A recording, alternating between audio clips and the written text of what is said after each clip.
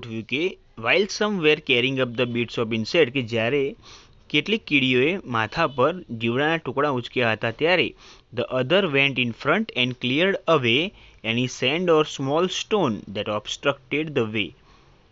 કે આમ જે બીજી કીડીઓ હતી કે જે આગળ વધી અને રસ્તાને અવરોધતા હોય એવા કોઈપણ માટીના કણો અથવા તો રેતીના કણ અથવા નાના કાંકરા એમને દૂર કર્યા. At some points where it was difficult to get a foothold, એવી કેટલીક જગ્યા કે જ્યાં પગ પેસારો થઈ શકે તેમ ન હતો, these other ants would position themselves in such a way, આ બીજી કીડીઓએ પોતાની જાતને એવી રીતે ગોઠવી that ants carrying the loads, એટલે કે વજન ધરાવતી કીડીઓ could easily climb over them, એમના ઉપર સરળતાથી ચડી શકી. હવે વાત આવે છે near the top of the pit, ખાડાની ઉપરના ભાગની પાસે. જો કે એટલે however there was a small part of the way, રસ્તાનો એક નાનો ભાગ અથવા ટુકડો which was completely smooth and steep, કે જે સંપૂર્ણપણે નરમ અને ઢોળાવવાળો હતો. Here there were no footholds, અહીંયા પગ પેસારો થઈ શકે તેમ ન હતો. The ants came up to these points, કીડીઓ આ જ સ્થળે પહોંચે છે, and there અને ત્યાં their progress stopped, તેમની પ્રગતિ અટકી જાય છે. It seemed that, એટલે કે એવું લાગ્યું કે after all, એટલે છેવટે they had been defeated, એટલે તેમને હરાવવામાં આવ્યા હતા. Of the many ants which tried to climb this part, એટલે કે જે કીડીઓએ આ ભાગ પર ચડવાની કોશિશ કરી એમાંથી only one reached to the top, માત્ર એક જ ટોપ ઉપર પહોંચ્યું. And this one was immediately met by a number of ants from the anthill, અને આ એક એન્થિલની અંદર એટલે કે રાફડાની અંદર રહેલી ઘણી બધી કીડીઓને મળે છે. ટુ હુમ એટલે કે જેમને ઇટ કન્વેડ અ મેસેજ, તે એક સંદેશો પૂરો પાડે છે અથવા સંદેશો રજૂ કરે છે. And now N amazing thing happen, અને એના પછી એક અદ્ભુત ઘટના બને છે. ઘટના શું થાય છે કે the ants at the top begin climbing down into the pit backward, each holding the tail end of other ant in front. અંદર એવું લખે છે કે હવે એક અદ્ભુત ઘટના થાય છે. કેવી ઘટના થાય છે કે ભાઈ ખાડાની બહાર રહેલી દરેક કીડીમાંથી પોતાના બીજી કીડીના પૂછ ભાગને પોતાના અગ્રભાગ વડે પકડીને ખાડામાં ઊંધી દિશામાં ઉતરવાની શરૂઆત કરે છે. ઇન ધીસ વે, એટલે કે આ રીતે an ant chain was soon formed, એક કીડીઓની સાંકળ તરત જ તૈયાર કરી દેવામાં આવે છે. which slowly drop down to the steep side, અને કે જેને ધીમેથી ઢોળાવવાળા ભાગ ઉપરથી શું કરવામાં આવે છે, ડ્રોપ ડાઉન એટલે કે નીચે સરકાવવામાં આવે છે. when it reached the ants waiting with their loads, જ્યારે આ કીડીઓ કે જે રાહ જોઈ રહી હતી વજન સાથે એની સાથે પહોંચે છે, they easily climb up the chain, તે સરળતાથી આ ચેન ઉપર ચડી જાય છે. and came out at the top, અને ખાડાની બહાર નીકળી જાય છે. such behavior showing the adeptness of ants, બરાબર, કીડીઓની એડેપ્ટનેસ દર્શાવતું એટલે કીડીઓની હોશિયારી દર્શાવતી આવી વર્તણૂક નોટિસ્ડ બાય મેની સાયન્ટિસ્ટ, એટલે કે ઘણા બધા વૈજ્ઞાનિકો દ્વારા ધ્યાનમાં પણ લેવામાં આવી છે અને અભ્યાસ પણ કરવામાં આવી છે. Now science has discovered something about ant life, હવે વિજ્ઞાને કીડીઓના જીવન વિશે એવું કંઈક શોધ્યું છે વિચ સીમ ટુ શો, કે જે દર્શાવે છે કે the intelligence of this tiny creatures, એટલે કે આ સૂક્ષ્મ સજીવની બુદ્ધિશક્તિ is very close to human intelligence, એ આ માનવની બુદ્ધિશક્તિને મળતી આવે છે. Not all the scientist concede to this view, ના બધા વૈજ્ઞાનિકો આ વ્યૂને એટલે આ મતને કન્સીડ કરતા નથી, એટલે કે માન્ય રાખતા નથી. But you may look at some of these facts, પણ હવે તમે આમાંથી કેટલાક તથ્યો તરફ જુઓ. And form your own opinion, અને હવે તમે તમારો પોતાનો મત બનાવો એમ કહે છે. હવે અલગ અલગ પ્રકારની કીડીઓ વિશે કામ ચાલુ થશે કે તમારે સમજવાનું દરેક કીડીનો એક આગવો ગુણધર્મ છે કે જે મનુષ્યને મળતો આવે છે. સૌથી પહેલાં આવે છે ફાર્મર એન્ટ વિશે. તો અંદર જુઓ, There are ants that do farming, એટલે કે અહીં કીડીઓ છે, આ કીડીઓ છે કે જે ખેતી કરે છે.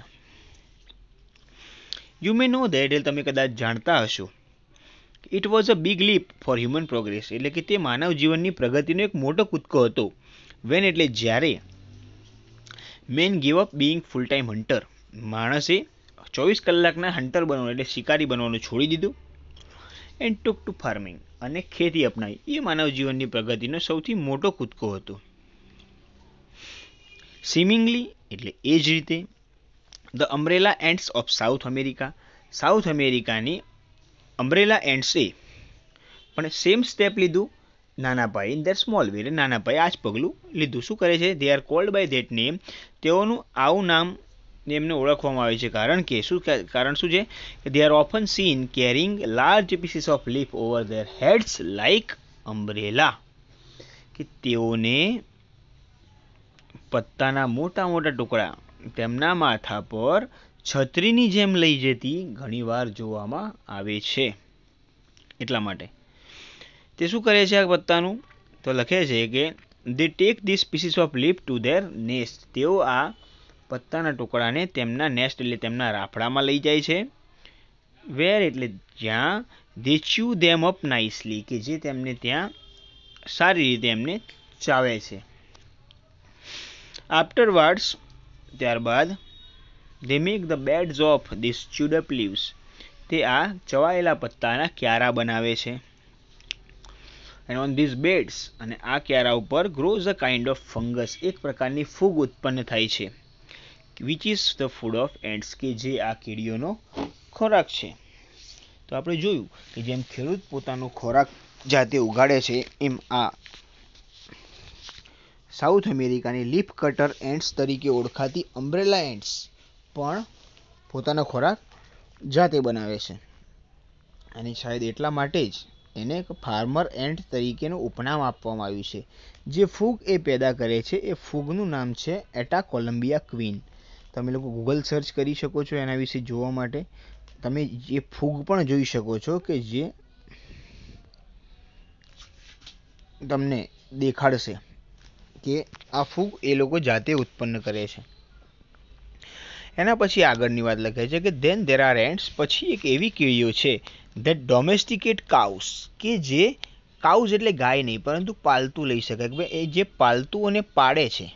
એન્ડ મિલ્ક ધેમ, મિલ્ક એટલે આમ દૂધ થાય પણ જ્યારે ક્રિયાપદ તરીકે વપરાય ત્યારે એને કહેવામાં આવે છે દોહવું, કે જેને દોહે છે. ફરીથી એમ કહે છે કે ભાઈ એવી કીડીઓ છે કે જે પાલતું અને પાડે છે અને દોહે છે. જેમ પશુપાલન મનુષ્યનો સ્વભાવ છે એ રીતે કીડીઓ પણ કરે. જુઓ લખે છે what we have called cows, કે જેને આપણે પાલતું કીધું એ શું છે? A kind of green fly, એ એક પ્રકારની લીલી માખી છે. These are found on rose leaves, કે જે ગુલાબના પત્તા ઉપર જોવા મળે છે. And the leaves of the beans, અને વટાણાના પત્તા પર પણ જોવા મળે છે. They give out a sweet honey like liquid, તે ગીવ આઉટ એટલે બહાર કાઢવું, એક મીઠું મધ જેવું પ્રવાહી બહાર કાઢે છે. Which the ants relish a lot, કે જે આ કીડીઓ ખૂબ જ માણે છે.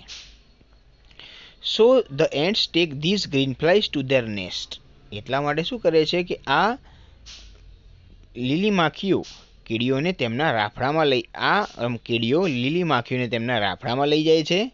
એન્ડ કીપ ધેમ ધેર, અને એમને ત્યાં જ રાખે છે. દે ફીડ ધેમ, એમનું પોષણ પણ કરે છે. And protect them from there enemies, અને તેમના દુશ્મનોથી એમની રક્ષા પણ કરે છે.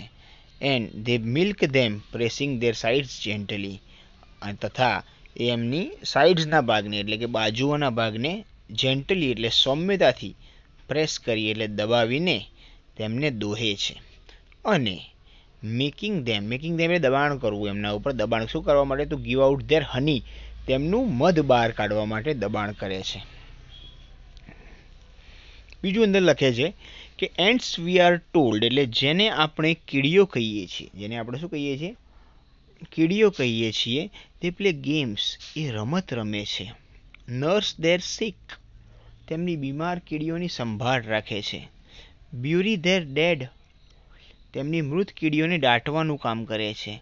તે સીઝ ધેટ, તેઓ એ પણ જુએ છે કે each one in the nest એટલે કે રાફડામાં રહેલી દરેક કીડી does its share of work તેના હિસ્સાનું કામ કરે જ એન્ડ ધેટ અને જેથી no one is allowed to be indolent અને કોઈ પણને આળસુ બનવાની પરવાનગી આપવામાં આવતી નથી. ઓલ ધીસ સજેસ્ટ આ બધું સૂચવે છે કે ants have highly developed social sense કીડીઓ પાસે ઉચ્ચ કક્ષાએ વિકસિત સામાજિક બુદ્ધિ છે and perhaps the system of government અને કદાચ એક સરકારી તંત્ર પણ છે આ કીડીઓ પાસે. એના પછી એક બીજી કીડી આવે છે એનું નામ છે રેડ ફાયર એન્ટ કે જે વધારે પડતી આક્રમક અને બીજી કીડીઓને ગુલામ બનાવનારી કીડી છે. એના સ્વભાવ પ્રમાણે જે લોકો મોટાભાગે બધાને ગુલામ બનાવતા હતા પહેલાં એ એમના ખંડની અંદર જ જોવા મળે છે જે છે યુરોપ. બરાબર આપણને ખબર છે કે ભાઈ યુરોપિયનો જ આખા દુનિયા પર વધારે પડતું રાજ કર્યું છે. તો એના વિશે વાત કરીએ કે ધેર આર એન્ડ્સ અહીંયા એવી કીડીઓ છે કે જે કીપ અધર એન્ડ્સ એઝ સ્લેવ્સ કે જે બીજી કીડીઓને સ્લેવ્સ તરીકે એટલે ગુલામ તરીકે રાખે છે. વન સચ ટાઈપ એટલે એક એવો પ્રકાર પાવરફુલ રેડેન્ટ એટલે એક શક્તિશાળી લાલ કીડીનો છે which is found in Europe કે જે ક્યાં જોવા મળે છે આપણને યુરોપમાં જોવા મળે છે. Their slaves are taken from a type of black ant એમના ગુલામ બ્લેક એન્ટના ટાઈપમાંથી એટલે કાળી કીડીના પ્રકારમાંથી લેવામાં આવે છે which is smaller in size કે જે કદમાં નાના હોય છે. લખે છે કે when red ants want slave જ્યારે આ લાલ કીડીઓને ગુલામની જરૂર હોય ત્યારે they ambush the nest of the black ants તે એમ્બુશ એટલે હુમલો કરવો આ કાળી કીડીના દર ઉપર હુમલો કરે છે and abduct some of their eggs અને એના કેટલાક ઈંડા ઉપાડી લે છે. When these eggs hatch in the red ants nest જ્યારે આ ઈંડા લાલ કીડીના દરમાં સેવાય છે the black ant which come out જે કાળી કીડી અંદરથી બહાર આવે છે આર ટ્રીટેડ એઝ સ્લેવ્સ એની સાથે ગુલામ તરીકે વર્તન કરવામાં આવે છે. ફ્રોમ ધેર બર્થ એટલે એના જન્મથી જ they are taught to obey એને આજ્ઞાનું પાલન કરતા શીખવાડવામાં આવે છે. દે આર કમ્પેલ્ડ ટુ ડ્રડજેરી તેમને બળપૂર્વક ડ્રડજેરી એટલે શું થાય